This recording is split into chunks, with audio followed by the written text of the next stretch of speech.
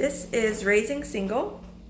If you're new here, welcome. If you are a returning guest, welcome back.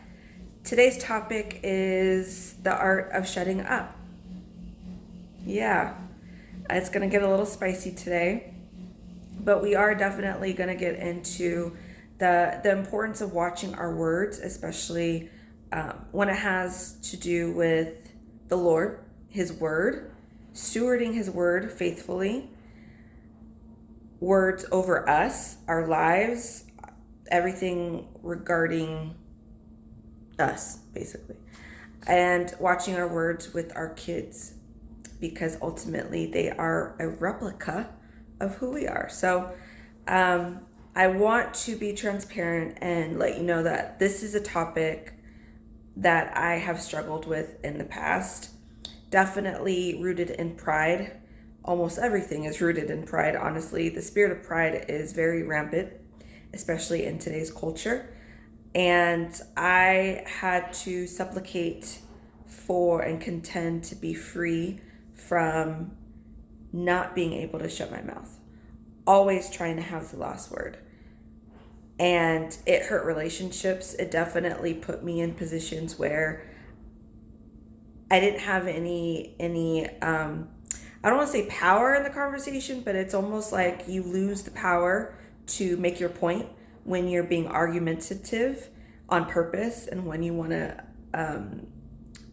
have the last word, because it's ultimately what your thoughts and what you want to say, and you don't think about the other person's point of view, so they kind of just cancel you out, right? So me being a single mom, it definitely hit home that my words were affecting my house, the environment that we were living in, my mood, how I was reacting to others, how I was responding to others, all the things.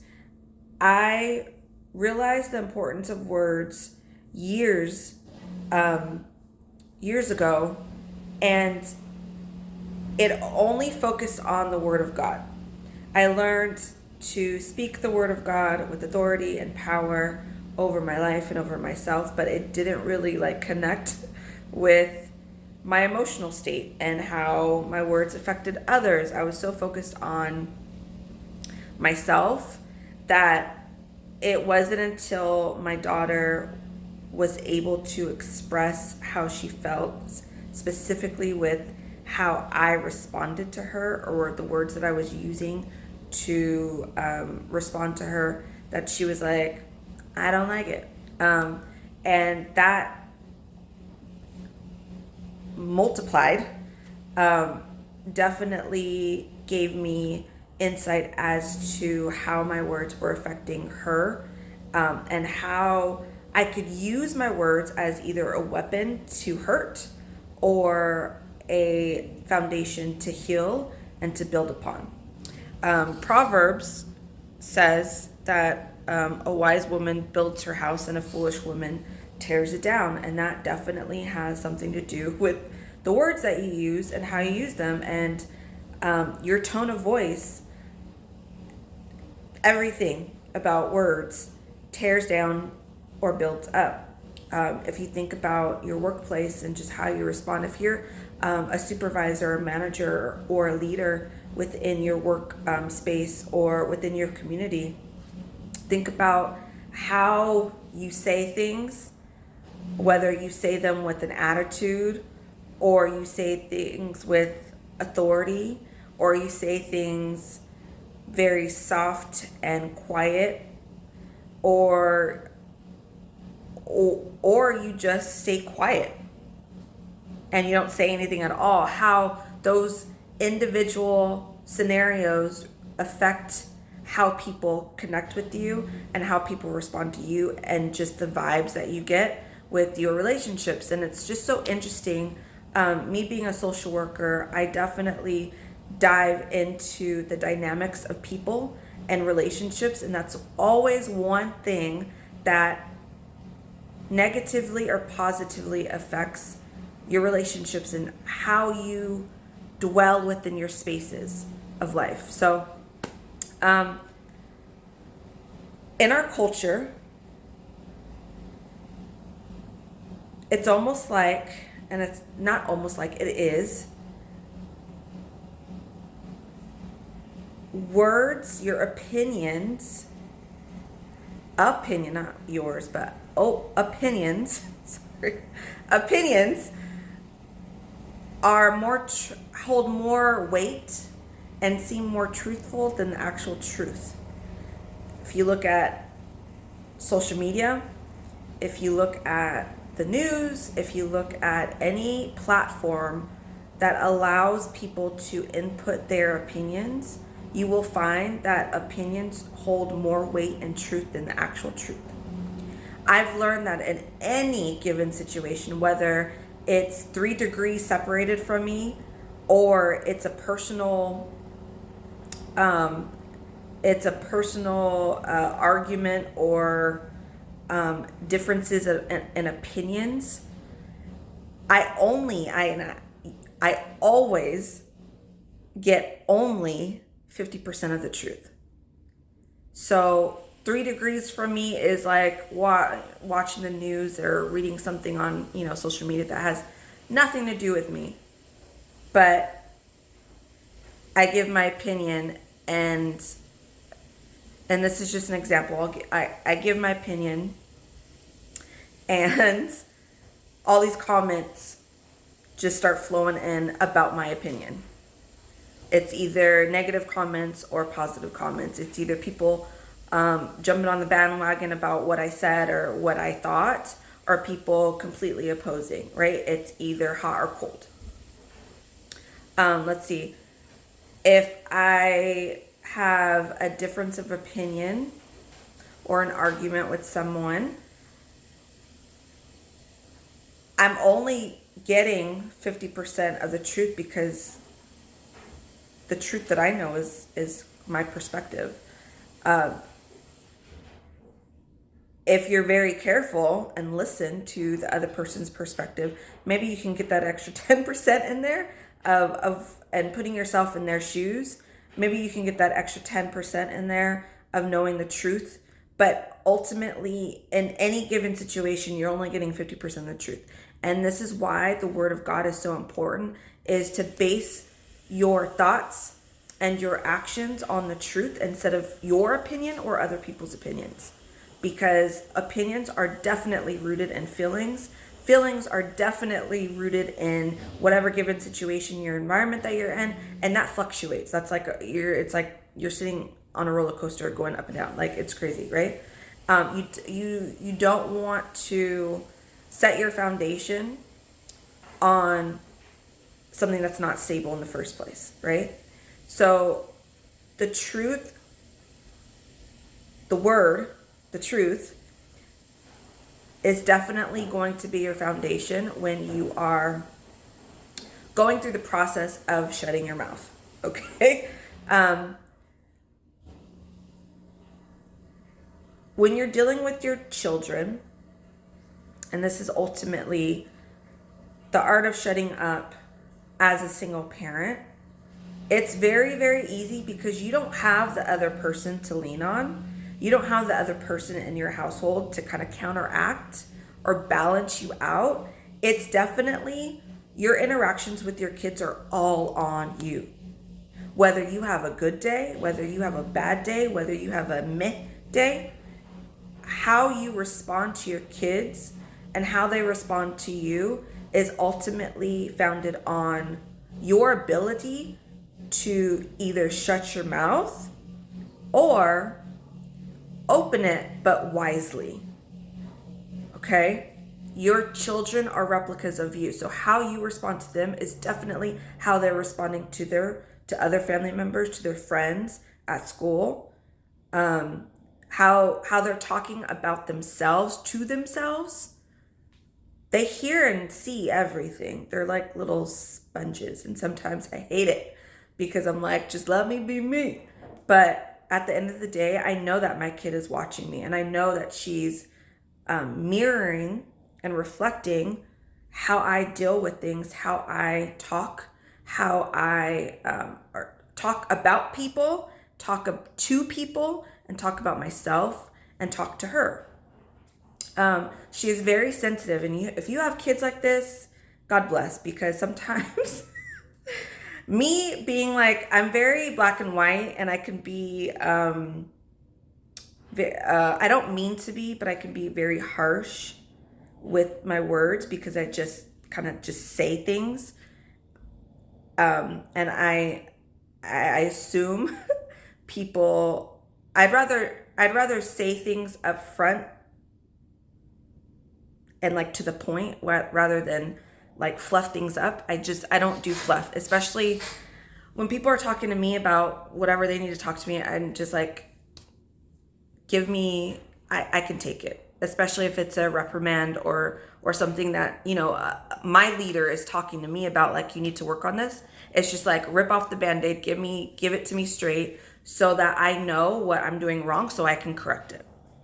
And that's how I go about my conversations, especially as a leader and as a parent.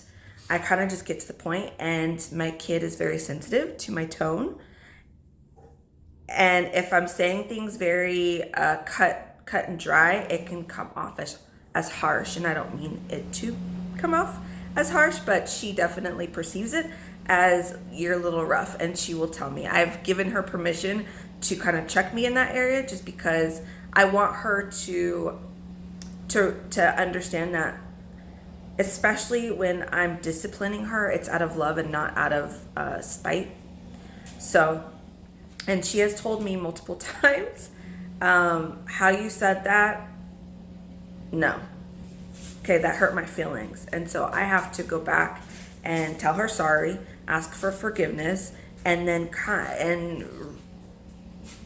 repeat it, but in a more loving way, in a way that she's gonna receive it. And I have to be mindful about her heart, and that she's still a kid, like, kids are very sensitive to their parents. They want to please their parents. Most kids do. Most kids want to please. They do.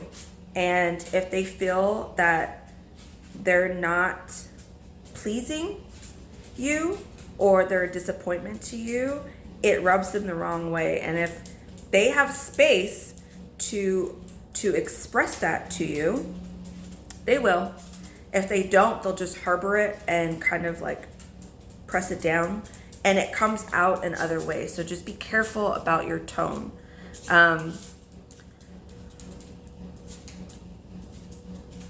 This one's gonna hit a little bit harder, but don't talk about other people around your kids. First of all, don't talk about other people, period. Gossiping, slandering others, and putting your mouth and your opinions on something that you don't have 100% truth on, shut it down. Even if you had 100% truth on something, that does not give you the right to say anything.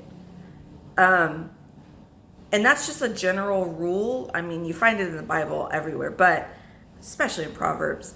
But if it's gossiping, slandering, or just speaking on something that you don't know the full truth about, in general, don't do it, right? I've been self-accused.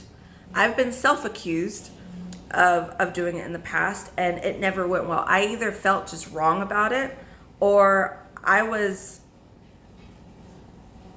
definitely proven wrong later down the road about what I thought about this person. And obviously it makes you look very deceitful. People can't trust you, and it makes you look messy. So don't do it. But especially don't do it in front of your kids. Whether you're on the phone and you're talking to somebody and your kids are in the room or in the house or whatever, they're hearing your conversation. BTW. Even if they act like they don't, they do. They're very, they phone hustle all the time, okay? And they pick up on those cues. They know you're talking about somebody, even if you're not saying the actual name. They just know, like, oh, mom is talking about this person. Dad is talking about this person.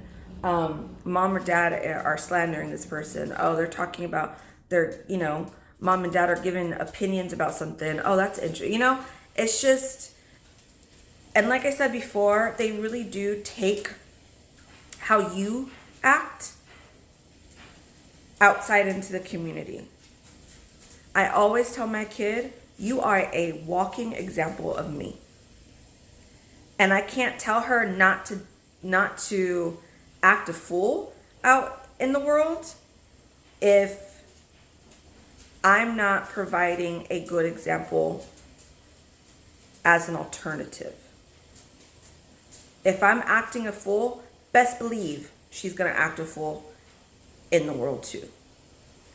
But if I'm cautious and wise about my behavior and my words that I'm speaking, she is going to do the same. And that's ultimately what I want for her. And I'm betting that's ultimately what you want for your children too. So it's just very important to watch your words. Now let's go to the extreme. And it's in the title of this video, The Art of Shutting Up. Sometimes you just gotta shut up. Sometimes not everything, not every conversation, not every accusation, not every comment needs you to respond, period.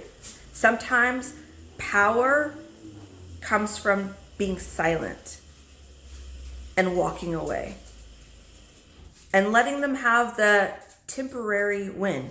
Let them have it. Sorry, my alarm went off. Let them have the temporary win. Their pride is going to be puffed up, and you're going to feel very because you could run them from A to Z real quick with your words, right?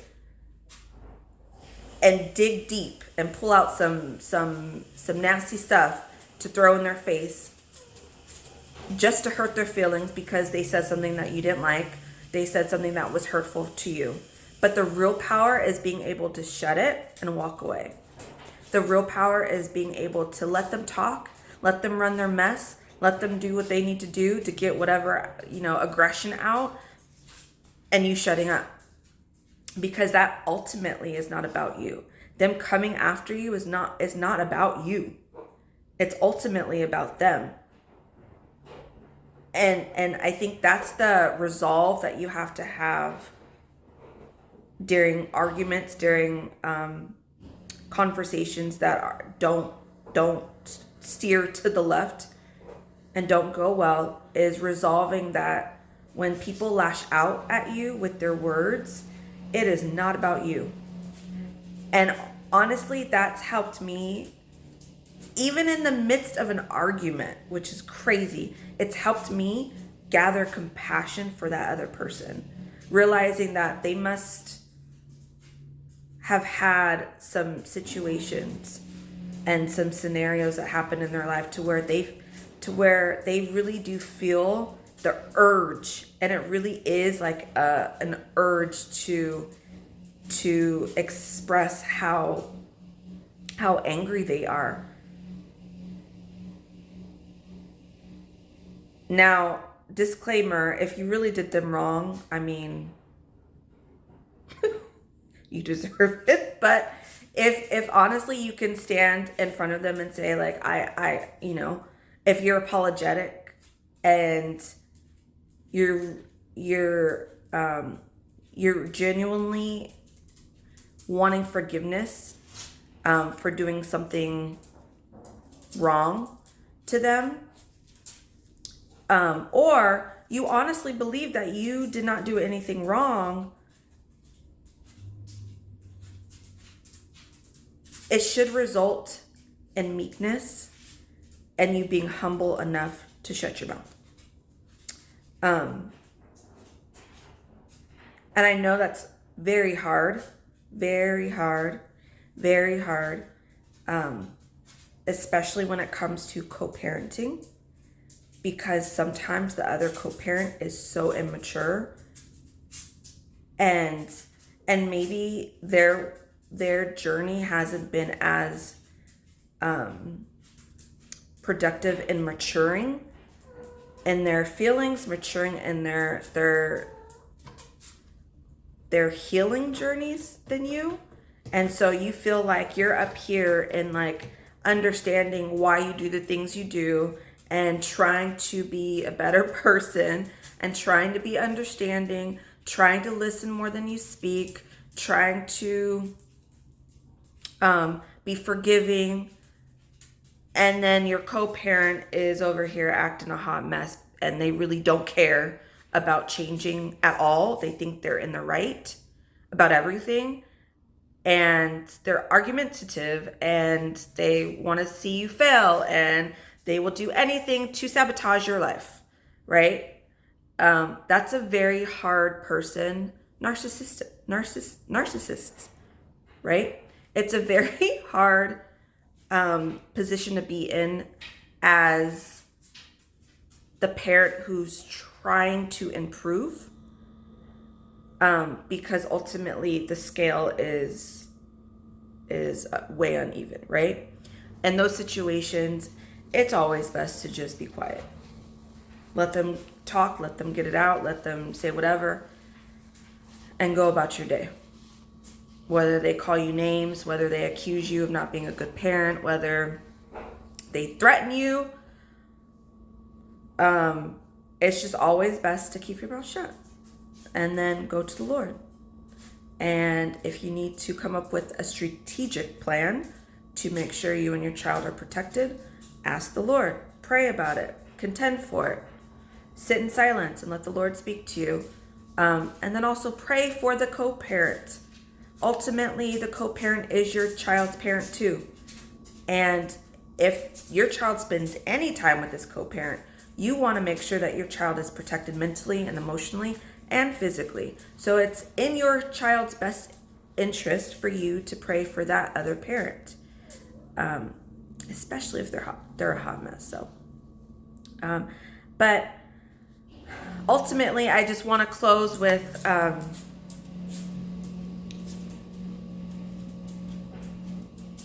just being aware. I think the first step to all of this, to the art of shutting up, is being aware that your words do hold weight. They do. Number 2 is recapping and even asking people around you, your kids, is a great start. How you're doing when you're communicating the hard things. It's easy to communicate the easy things, but ask your kids, how am I doing when I talk to you about hard things, when I talk to you about emotional things? Do you feel that I'm talking at you? Do you feel that I'm allowing you to express your opinions? Do you feel that I'm listening and that I understand you? Do you feel that when you express your concerns, I'm actually taking actions to change my behavior?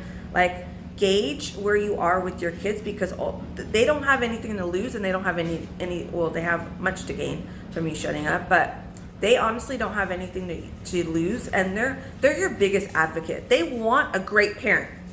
So honey, they will tell you the truth if that makes if they feel safe and confident that what they're going to say is going to be heard and what they're going to say is going to make you a better parent in the long run. They will tell you the truth. So that's a great start to go and ask your kids. And number 3, I know y'all don't like this word, but fasting does wonders. Even a day to really silence yourself. Not going without food can really shut your mouth, because you honestly don't have a lot of energy to say anything, to say much. So going without food can really get you to shut your mouth. But fasting and spending time with the Lord and just reading Proverbs can help with knowing when to say it, how to say it, what to say, and knowing how to just stay silent and being resolved in that. So I hope this was helpful for you. There's going to be a part 2, possibly. I feel like I didn't get everything in, but I don't want to talk for an hour, so I'm going to stop it here. If there's a part 2, I'll see you then. If not, then I'll see you on the next topic. But I pray that this blessed you. As single parents, it's hard to raise your kids solo. I understand. I am one of those solo parents. And I'm here to help you. I'm here to guide you, give you some insight into my journey, and ultimately create a community where we are supported. You know, I don't want to go on a tangent, but there's communities of single parents, but I just feel like it's a whole lot of negativity out there when people talk about being a single parent or talk about single parents. It's always negative, and I'm sorry if you can hear my my washer, but it's always negative, and I'm tired of it. I'm tired of the woe is me as a single parent. You can actually live your best life as a single parent if you do it the right way, if you do it God's way. You can thrive before, and if this is your desire, before you get remarried, you can live your best life now, healed, thriving, restored, doing your thing. So that's my goal, to throw positivity out there into the world regarding single parenting. So I hope to, I am so sorry for my washer. Oh my gosh, so loud. I hope to see you back here. Have a good night. Bye.